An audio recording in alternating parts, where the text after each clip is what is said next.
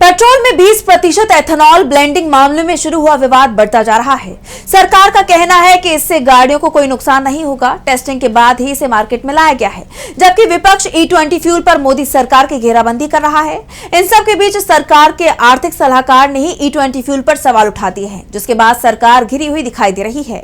तो क्या है ये पूरी खबर, जानने के लिए देखिए ये रिपोर्ट। पेट्रोल में 20% एथेनॉल ब्लेंडिंग का फैसला अब मोदी सरकार पर ही भारी पड़ता हुआ नजर आ रहा है। सरकार लगातार दावे कर रही है कि E20 फ्यूल से गाड़ियों को कोई नुकसान नहीं है, लेकिन वाहन मालिकों का कहना है कि E20 फ्यूल के इस्तेमाल के बाद उनकी गाड़ियों का माइलेज कम हुआ है।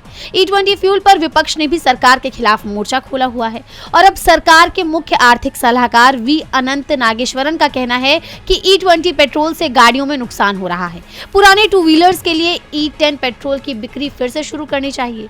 नागेश्वरन ने द इंडियन एक्सप्रेस में लिखे अपने आर्टिकल में कहा कि भारत ने पेट्रोल में एथेनॉल मिलाने का लक्ष्य समय से पहले हासिल करके अरबों रुपए तो बचा लिए, लेकिन अब नया संकट खड़ा हो रहा है। एथेनॉल में बढ़ती मांग को पूरा करने के लिए गन्ना, मक्का और चावल जैसे खाद्य फसलों को बड़े पैमाने पर एथेनॉल फैक्ट्रियों में भेजा जा रहा है।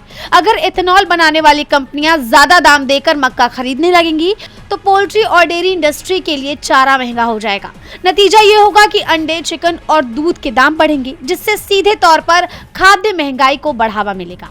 सरकार के सलाहकार का कहना है कि देश में इस समय करीब 8 करोड़ पुराने बाइक स्कूटर दौड़ रहे हैं, जो पुरानी कार्बोरेटर तकनीक पर चलते हैं, जो BS4 इंजन नियमों के आने से पहले बनती थी।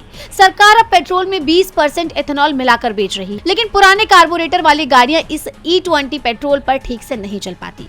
वहीं उन्होंने सुझाव दिया है कि जब तक 8 करोड़ पुरानी गाड़ियों में मॉडिफिकेशन नहीं कर लिया जाता, तब तक पेट्रोल पंपों पर पुराने E10 पेट्रोल की बिक्री भी जारी रखनी चाहिए। इससे पुरानी गाड़ियां खराब होने से बच सकती हैं।